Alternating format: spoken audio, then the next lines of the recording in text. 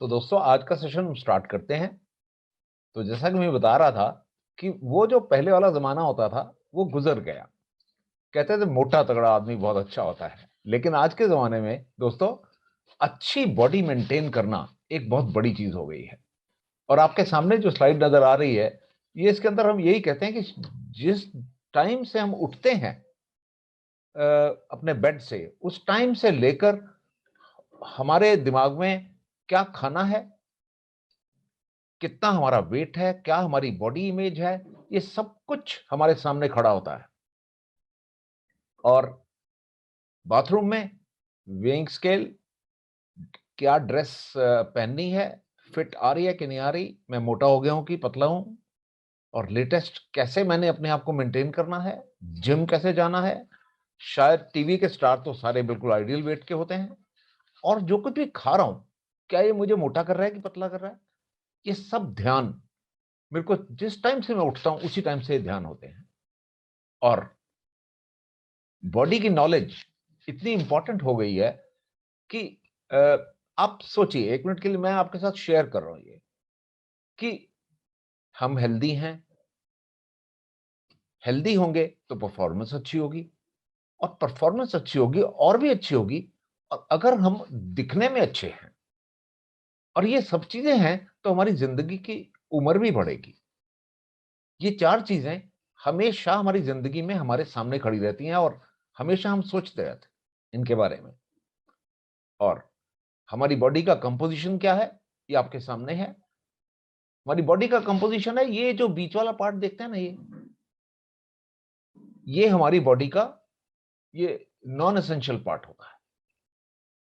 आदमियों में 12% होता है, लेडीज के अंदर ज्यादा होता है। और ऊपर का पार्ट मसल्स, एसेंशियल फैट, और नीचे बोन्स को सपोर्ट करने वाला।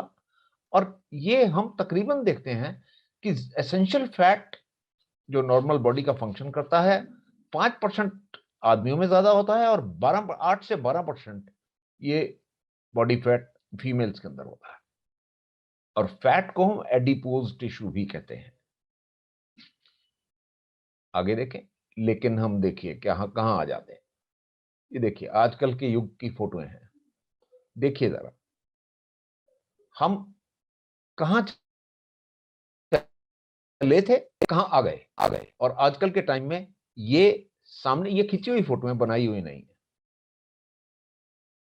देखते हैं आज इस ओवरवेट और ओबेसिटी, ये दो टर्म्स हैं, ओवरवेट और ओबेसिटी। इनका ध्यान रखिएगा, मैं आने वाले सेशन के अंदर इन दो के बारे में बातें करने वाला हूं, और इसके साथ एसोसिएटेड रिस्क फैक्टर। आप सोच लीजिए, शायद मोटा होना सिर्फ मोटा ही होना नहीं है, मोटा होना एक बहुत लंबे चौड़े रिस्क को भी साथ लिए हुए है। आइए देखते हैं डेफिनेशन क्या है। मोटे होने की डेफिनेशन ये है, ये रेफर करता है excessive amount of muscle bone. हम जैसे जो भी है, एक मस्कुलर आदमी होता है वो थोड़ा सा मोटा होता है, थोड़ा सा हेफ्टी होता है, उसको होता है ओवरवेट। थोड़ा ओवरवेट है भाई, ये मोटा नहीं है एक्चुअली, थोड़े मसल्स दिख रहे हैं, थोड़ा ओवरवेट है।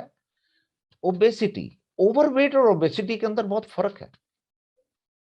और ओबेसिटी इज कि आपके अंदर फैट ज्यादा जमा हो गई है। फैट फैट जमा होने को ओबेसिटी कहते हैं हम।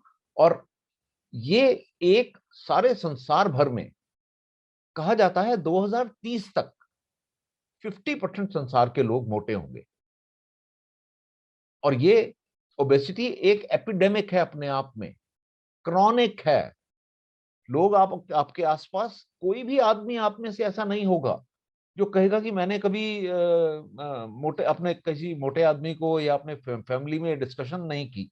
हर फैमिली में, हर एक फ्रेंड सर्कल में हमेशा ये डिस्कशन चलेगी, क्या खाना है, कितना खाना है, कितना मोटा होना है, कितना पतला होना है, और मैं कैसे पतला हो रहा हूं। हर आदमी आपको अपना अपना तरीका बताएगा, और हर आदमी आपको मैक्सिमम तो फेल होते नजर आएंगे। और ये एपिडेमिक आज हर आदमी और औरत के बीच में फैल रही है। और यही है हमारा आज का टॉपिक, ओबेसिटी किस तरीके से मैनेज कर रहे हैं और क्या कर रहे हैं। ये देखिए डिफरेंस, देखिए ये है ओबेसिटी और ये है नॉर्मल बॉडी। और ये नॉर्मल बॉडी किस तरीके से मेंटेन करनी है, और इसी नॉर्मल से जैसे ही हमारी एक उम्र क्रॉस करती है, उस उम्र के बाद इसी के ऊपर थोड़ा सा फैट और जमा हो जाता है और फिर हम उससे ओबेसिटी के अंदर आ जाते हैं। और total body weight above A recommended range of good health और सीवियरली ओवरवेट एंड ओवरफैट। ये देख लीजिए, ये है ओबेसिटी और ये देखिए, ये टेबल ध्यान से देखिए, और ये ऊपर जो फॉर्मूला है इसको लिख लीजिए। इसको मैं 4-5 बार आपको दिखाने वाला हूं, क्योंकि मैं चाहूंगा कि हर आदमी हम में से ये ओबेसिटी का formula body mass index, body mass index है कि आपका शरीर कितना लंबा है और कितना भारी है आपका शरीर, इसकी मेजरमेंट बॉडी मास इंडेक्स से होगी। आइए कैसे होती है। अंडरवेट है, अगर आपका 16.5 से 18.5 है, आप अंडरवेट हैं। और अगर आपका बीएमआई जो है नॉर्मल 18.5 से 25 है, तो आप नॉर्मल हैं। और 25 से 30 आप ओवरवेट हैं। याद रखिए, आप देख लीजिए, अपने आप को नाप लीजिए। Kilogram BMI, kilogram oblique height in metre square. कितने मीटर हाइट है आपकी, मीटर में नाप के कन्वर्ट करके उसको स्क्वायर करके किलोग्राम को डिवाइड कर लो, उससे आपका बीएमआई आ जाएगा। और ये फिर ओबेसिटी के साइन स्टार्ट होते हैं। ओबीज 1 30 से 45, ओबीज 2 45 से 50, ओबीज 3 आगे आगे आगे, और उसी हिसाब से आपकी बीमारियां भी बढ़ती जाएंगी। आइए देखें, और ये कारण क्या होता है। कारण है, एक हार्मोन होता है हमारे अंदर हाइपोथैलेमस में, लेप्टिन। लेप्टिन हार्मोन जो है, ये हमें बताता है कि कितना मैं खाऊं, कितना मैं ना खाऊं, कितने में मेरा पेट भर गया और कितने में बाकी है, कितना मैंने और खाना है। मैं बिना इंडिकेशन के खाए नहीं चला जा सकता कि जितना मर्जी खा लूं। ये लेप्टिन हार्मोन जो है मेरे अंदर सेटिस्फेक्शन की सेंस क्रिएट करता है। और ये लेप्टिन हार्मोन डिफेक्टिव अगर हो जाता है तो मुझे ये नहीं पता लगता, मुझे ये नहीं पता लगता कि मैं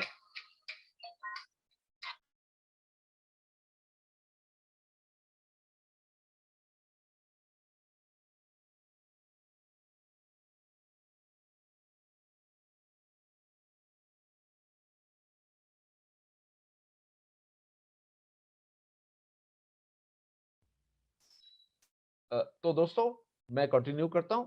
एक एक आप में से ही एक कोई जो डिस्ट्रीब्यूटर हैं, उन्होंने कॉल इस टाइम पे मिला लिया, शायद उनको पता नहीं था कि मैं सेशन ले रहा हूं। एनीवे, और ब्रेन को मैसेज मिल जाता है लेप्टिन से कि मैं खाना ठीक खा लिया।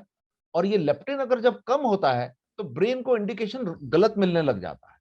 और ये गलत इंडिकेशन मिलते मिलते क्या हो जाता है, ये देखिए। और ये मेरा हेल्दी बीएमआई है 18.5 से 24.9। और बीएमआई कैसे कैलकुलेट करना है, ये आप एक बार फिर आप सबको बताया है। नोट कर लीजिएगा अपने पास, हमेशा अपने पास रखें, अपनी मोटे होने की, अपनी, अपने दोस्तों की, अपने परिवार के जनों की। दोस्तों क्रॉनिक बीमारी है।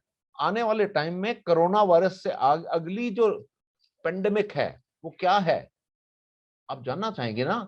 अगली पेंडेमिक का मैं बता रहा हूं आपको, ये मोटापा अगली पेंडेमिक है। अभी घर घर के अंदर डायबिटीज कैसे आ रही है, क्योंकि मोटापा है। घर घर के अंदर ब्लड प्रेशर, हर घर के अंदर ब्लड प्रेशर है, हर घर के अंदर कार्डियक पेशेंट है। कैसे है, क्योंकि मोटापा है। और ये मोटापा आगे कैसे सारी बीमारियों को साथ लेके आता है, देखते रहिए, ध्यान से मेरे साथ रहिएगा। 1 घंटे तक मैं आपका साथ हूं आपके। ये देखिए, ये सारी बीमारियां, टाइप 2 डायबिटीज, डिसलिपिडीमिया, ये है फैट हमारे गलत रूप से मैनेज होने, cancer, mood disorder, heart risk, reproductive disorder. माएँ हैं उनको गर्भधारण नहीं हो रहा, और गर्भधारण हो रहा है तो डिफेक्टिव हो रहा है, लिवर डिजीज, हाइपरटेंशन, ये सब कुछ ओबेसिटी के साथ अटैच्ड है। तो दोस्तों सोच लो कि आपको कोरोना वायरस से सिर्फ डरना है, सोच लो कि आपको सिर्फ आज के कोरोना वायरस से डरना है कि आपको आने वाली बीमारी से डरना है। इसलिए अपने घर में, अपने दोस्तों में खुद को संभाल लीजिए, मैनेज कीजिए अपने आप। कैसे मैनेज करना है, आइए मैं बता रहा हूं। ओबेसिटी के हेल्थ रिस्क देखिए। हेल्थ रिस्क क्या है? नंबर 1 कि आप मोटे होते हैं, diabetes, high cholesterol, gall bladder disease, liver disease, cancer, heart disease, paralysis, और एंडोक्राइन यानी कि हार्मोनल चेंजेस। ये है मेटाबॉलिक एक्टिविटी डिफेक्टिव हो जाने से। और फैट डिफेक्टिव हो जाने से साइकोलॉजिकल फंक्शन खराब हो जाता है। ऑब्स्ट्रक्टिव स्लीप एप्निया मतलब रात को नींद नहीं आती, डर डर के उठता है आदमी। ऑस्टियोआर्थराइटिस, यानी कि आपने देखा होगा तक जगह जगह लोग लंगड़ाते हुए, क्योंकि घुटने की हड्डी खराब हो गई, वो है ऑस्टियोआर्थराइटिस। और ये आपने अपने घुटनों के ऊपर जब एक की जगह 2 आदमियों का वजन डालना शुरू कर दिया तो खराब क्यों नहीं होंगे? टाइम से पहले ही खराब हो जाते। डायबिटीज, आप जानना चाहेंगे डायबिटीज? ये देखिए दिखा रहा हूं। 85% टाइप 2 डायबिटीज लोग जो हैं वो ओबीज होते हैं, मोटे होते हैं। 85%। बीएमआई 35 से ज्यादा होती है। जिनकी 35 से ज्यादा बीएमआई होती है वो 93 times more likely to develop diabetes. 93 times more. Imagine कर लीजिए, ये डायरेक्ट कोरिलेशन है बीएमआई और डायबिटीज मेलिटेशन का। डायरेक्ट। आप मोटे हैं, सोच लीजिए, आप किसी की परवाह नहीं करते हैं, तो तैयार रहिए, ये रहा आपके लिए। क्योंकि आप बिना सोचे समझे अपने आप को मैनेज नहीं करेंगे, क्योंकि आने वाले दिनों के अंदर आपकी पॉकेट को कॉस्ट करेगा, आपके जीवन को कॉस्ट करेगा, और आपकी हर एक्टिविटी को ये हैबिट आपकी कॉस्ट करेगी। आपको कुछ करके भी अपनी हैबिट को चेंज करना होगा। ये देखिए, अब और एक चीज दिखा कि कहने को डायबिटीज है, ये डायबिटीज किस तरीके से पूरा मेटाबॉलिक सिंड्रोम बन जाता है। मेटाबॉलिक सिंड्रोम, इसको डेडली क्वार्टेट कहते हैं। डेडली क्वार्टेट मतलब 4 क्वालिटी। इंसुलिन रेजिस्टेंस क्रिएट हो जाती है, बॉडी में इंसुलिन होती है लेकिन इंसुलिन का असर नहीं हो रहा। ओबेसिटी बढ़ती जाती है। डिसलिपिडीमिया, आपके फैट्स जो होते हैं डिफरेंट मैनेज होते जाते हैं। और हाइपरग्लाइसीमिया, और ये 4 चीजें मिलकर आपको ऐसा एक सिंड्रोम पैदा करती हैं कि आपके सारे सिस्टम खराब होने लग जाते हैं। ये देखिए आपके सिस्टम्स, आपको दिख रहा होगा ईसोफेगस, ये ईसोफेगस है आपके, ये ईसोफेगस है, यहां से खाना ऊपर से आ रहा है। लेकिन शरीर में ब्लड के अंदर ग्लूकोज पहले ही बहुत ज्यादा है, तो क्या होता है कि बॉडी एब्जॉर्ब भी नहीं करती, खाना पेट में ही पड़ा रहता है। डॉक्टर के पास पेशेंट आता है, हमने देखे हैं वो पेशेंट। डॉक्टर के पास पेशेंट आता है, डॉक्टर साहब मैं 2 घंटे बाद भी खाना ऊपर ही पड़ा रहता है, डकार आते रहते हैं खट्टे, खाना नीचे ही नहीं जाता। डॉक्टर को एकदम देखते ही पता लग जाता है कि इसके ब्लड में शुगर ज्यादा है, और ये शुगर को वो किसी तरीके से भी मैनेज नहीं कर पाता। इस इंडिकेशन को, जहां खाना पेट में ही पड़ा रहता है, उसको बोलते हैं जी गैस्ट्रोपरेसिस। और जो खाना जो ऊपर चढ़ता रहता है नली के अंदर, खाने की नली में, इसको कहते हैं GERD, gastro oesophageal reflux disorder. ये रिफ्लक्स से खाना आपका नीचे जाना चाहिए लेकिन ऊपर आना स्टार्ट हो, आपको गले के अंदर खट्टे डकार आने स्टार्ट। और गॉल ब्लैडर स्टोन्स, पित्त की थैली के अंदर स्टोन्स हो जाते हैं। और NaSH, नॉन एल्कोहलिक स्टीएटोहेपेटाइटिस, इसका फुल फॉर्म है non alcoholic steatohepatitis, non alcoholic fatty liver hepatitis. कुछ नहीं। अब कोई आदमी कहे जी मैंने तो कभी शराब को हाथ भी नहीं लगाया, और आज उतने हेपेटाइटिस के लोग, उतने लिवर खराब के लोग, उतने शराब से नहीं है जितने की बिना शराब पिए हैं। सारे मोटे मोटे आदमी, मोटी मोटी औरतें, सारा अगर शरीर मोटा है उनको अल्ट्रासाउंड करके देखिए, फैटी लिवर निकलता है। और ये किसका किसका नतीजा है? ओबेसिटी का। Non alcoholic fatty liver, NAFLD, और नॉन अल्कोहलिक फैटी हेपेटाइटिस। किसी भी लिवर की बीमारी से ज्यादा ये दो चीजें हैं। और कैंसर आपके सामने। Obesity is the biggest preventable cause of cancer after smoking. Cancer मोटे आदमियों के लिए सेकंड नंबर पर है। आप देख लीजिए, आदमियों को oesophagus, colon, rectum, pancreas, liver और प्रोस्टेट ग्लैंड। औरतों में gall bladder, bile duct, breast, endometrium. Endometrium कहते हैं बच्चेदानी के अंदर की जो परत है उसको एंडोमेट्रियम कहते हैं। सर्विक्स और ओवरीज। किसी को नहीं कह सकते कि आप कोई शराब पिए है या बुरी आदतें हैं, किसी को नहीं कह सकते। फीमेल्स के अंदर बुरी आदतें काफी कम देखी गई हैं, लेकिन फिर भी मोटापे के कारण उनके अंदर कैंसर की बराबरी है। Accounts for 14% of cancer deaths in main and 20% in women. देख लीजिए आप।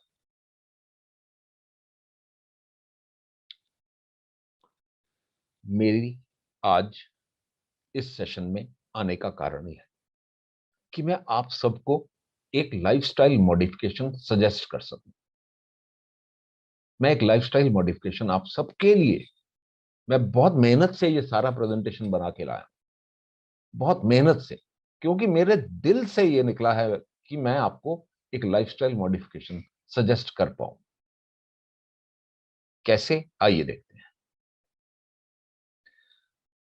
आपके वेट को इंपैक्ट क्या करता है, एनालाइज करते हैं। हेरिडिटी एक है, लाइफस्टाइल आपका दूसरा है, medical conditions, medications, dieting history, activity level, psychology और डाइट।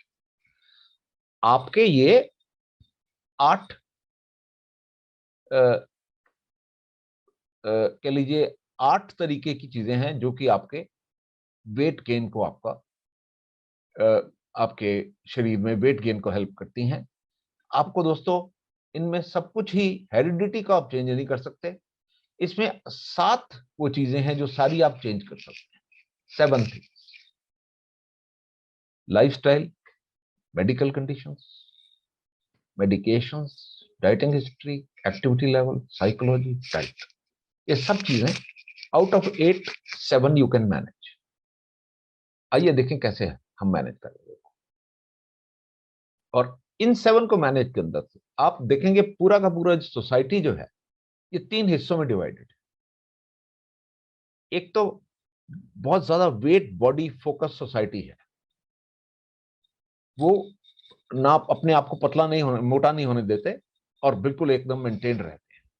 मैं देखता हूँ छोटे छोटे बच्चे, 25, 30, 35 साल के जो यंग लोग हैं, ये अपने आप को बड़ा वेट कॉन्शियस है।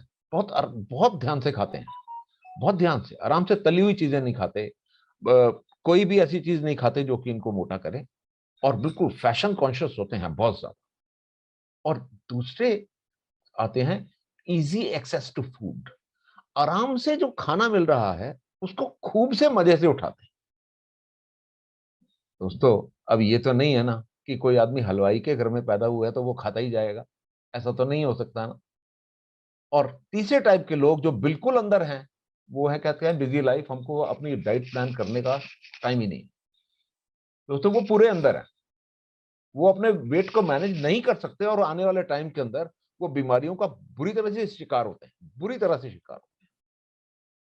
और मैं आप सब लोगों को मैं चाहता हूं कि आप ये वाले जो सिचुएशन है यहां से बाहर निकले,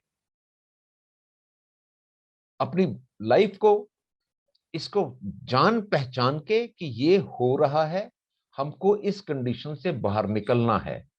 क्योंकि एक छोटी सी बात आप जान लीजिए कि अगर आपने जरूरत से अधिक एक चाय और 2 बिस्कुट भी अगर दोपहर को आप मिलते हैं जो आपकी जरूरत में नहीं है, जरूरत से बाहर है, तो भी आपका 6 महीने में 1 पाउंड वजन बढ़ता है। ये कैलकुलेटेड है। कंफर्म करना है, गूगल पे जाके कंफर्म कर लो। एक चाय और 2 बिस्किट बस। और एक चाय और 2 बिस्किट तो हम कहीं भी कुछ समझते ही नहीं है, चाय एक चाय 2 बिस्किट को। अगर वो आपकी डाइट से फालतू हैं तो एक चाय और 2 बिस्किट आपको एक 6 महीने के अंदर 1 पाउंड वजन दे सकते हैं। आइए आगे चलो। अब आपको क्लियरली बताता हूं कि करना क्या है। कैलोरीज इन, बैंक के अंदर पैसा जितना जमा है, जमा करो, उससे ज्यादा निकालो तो क्या होगा, बैंक खाली हो जाएगा ना। बैंक के अंदर जितना पैसा जमा कराओ उससे ज्यादा बाहर निकालोगे तो खाली हो जाएगा। हमने कैलोरी खाई तो 1000, कंज्यूम की 1500, तो रोज की 500 कैलोरी फालतू होंगी ना। एक चीज को जान लीजिए, हमको 1 पाउंड वजन बढ़ाने के लिए एक हफ्ते के अंदर अगर बढ़ाना है तो हमको 3500 कैलोरी फालतू खानी पड़ती है। नोट कर लो, 1 पाउंड वजन बढ़ाने के लिए 450 ग्राम वजन बढ़ाने के लिए 3500 कैलोरी फालतू खानी पड़ती है। और 3500 कैलोरी अगर 7 दिन में रोज की 500 कैलोरी फालतू खाते हो तो 35 कैलोरी हो जाती है, 3500 कैलोरी। और यही कैलकुलेशन से हम आगे चलकर अपना वजन कम कर सकते हैं। अपनी फूड प्रेफरेंसेस देखो, क्या खाना है, मना कर दो। मना करने के अंदर शेयर हो जाओ। मना कर दो, जो चीज नहीं खानी है, तली हुई चीजें हैं नहीं खानी सर। अपना फुलनेस अपनी, मैंने तो अपना खाना जी सैलड और फ्रूट्स बनाया हुआ है, और मैं बस उससे ज्यादा कुछ खाता ही नहीं। ये डाइट की चैलेंज को एक्सेप्ट करो। और जिनकी फैमिली लाइफ नहीं होती और रिलेशनशिप, खाने का रिलेशन क्या है, मेरा मेरा और खाने का रिलेशन क्या है, मैं खाना क्यों खा रहा हूं। मैंने अपने खाने से अपने आप को एनर्जाइज करना है, अपना बॉडी का काम करना है, पूरे दिन का काम खत्म करना है, मैंने अपने ग्रुप को बढ़ाना है जी। मैं ज्यादा खा के सो नहीं सकता। और यही बनाएगा क्या, किस तरीके से मैं डेली अपनी कैलोरीज आउट करता हूं, क्या मेरी एक्टिविटी प्रेफरेंसेस है, क्या मेरी डेली मूवमेंट है, क्या मेरे को खाने के अंदर क्या क्या चीजें जरूरी हैं। मैं इन दोनों साइडों को पूरी तरीके से बैलेंस करके रखता हूं अच्छे से। ये वाली प्रेजेंटेशन आपके पास होगी, रिकॉर्ड हो रही है, मिल जाएगी आपको। ध्यान रखिएगा, ये सब कुछ बता रहा हूं। कैलोरीज इन और कैलोरीज आउट का बहुत ध्यान रखना। मैं कैसे खाना अंदर ले जा रहा हूं और क्या कितना मैंने बाहर निकालना है। याद रखिए, जब भी हम अपनी डाइट के अंदर फ्रूट और सैलड ज्यादा खाते हैं तो हमारा वजन मेंटेन रहता है, कम भी होता है। लेकिन जैसे ही हम कैलोरी रिच खाना, कैलोरी रिच खाना मतलब कि ऐसी ऐसी चीजें खाते हैं जैसे हलवाई की मिठाइयां हैं, ड्राई फ्रूट्स हैं, खूब ज्यादा बना हुआ अच्छा अच्छा नॉनवेज है, जब ये खाते हैं बड़ा डेंस होता है, ऑयल भी बहुत होता है और बहुत सारी कैलोरीज होती हैं, और इनका थर्मिक इफेक्ट भी बहुत ज्यादा होता है। थर्मिक इफेक्ट भी मैं आपसे बात करना चाहूंगा। थर्मिक इफेक्ट क्या होता है? थर्मिक इफेक्ट होता है सर कि प्रोटीन खाते हैं तो प्रोटीन से हमको एनर्जी नहीं चाहिए, क्योंकि प्रोटीन की एनर्जी के लिए हमको 25% खर्च करना पड़ता है बॉडी का। यह है थर्मिक इफेक्ट ऑफ फूड। कहते हैं ना कोई चीज गर्म होती है, वही है थर्मिक इफेक्ट ऑफ फूड। तो ये है हमारा कैलकुलेशन कैलोरीज का, कि हमको इस तरीके से खाना है। अपने देखिए, अपने खाने के अंदर ध्यान रखिए, एप्पल साइडर विनेगर जरूर डाल के रखिए। अपना खाने को अडॉप्ट करते रहिए, कैसे मैंने खाना है, किस तरीके से मैंने अपनी एक्टिविटी करनी है, किस तरीके से मेरा मिनिमम खा के काम चल जाएगा। अपनी एक्टिविटी है, मैंने रोज अच्छी तरीके से अपने आप को वर्कअप करना है, रोज मैंने अच्छी तरह एक्सरसाइज करनी है। मेरी डेली मूवमेंट क्या है। मैंने ऐसे ऐसे लोग हैं जो 3 किलोमीटर यहाँ से मेट्रो स्टेशन अगर है तो 3 किलोमीटर कभी उन्होंने रिक्शा नहीं की, पैदल ही जाते हैं और पैदल ही आते हैं, तो रोज की उनकी 6 किलोमीटर की वॉक तो वहीं हो जाती है। ऐसे ऐसे लोग हैं जो कि किसी मार्केट के अंदर, आसपास की मार्केट के अंदर कभी रिक्शा पकड़ के गए ही नहीं। ऐसे ऐसे लोग मेरे पास हैं, जानते हैं। तो अपनी अपनी एक्टिविटी चुननी है। और अगर इस तरह एक्टिविटी अगर हम चुनते हैं, जिस तरह से, जैसे हम खुद ही सब काम करेंगे, तो इस तरीके से हम एक बहुत लंबे अरसे तक, काफी बड़ी उम्र तक अपना वजन को और अपने शरीर को अच्छी तरह मेंटेन कर पाते हैं। वेट कंट्रोल दोस्तों, 3 पॉइंट है। 1 pound of fat contains 3500 calories, मैंने अभी बताया था। Reduce kilo calorie intake, increase kilo calorie output, and reduce intake and increase output. ये तीनों चीजें हो सकती है। हमने ये तीनों चीजें करनी होती हैं, और ये करते करते अपना बिजनेस भी चलाना है, अपना काम भी करना है, और अपना सब कुछ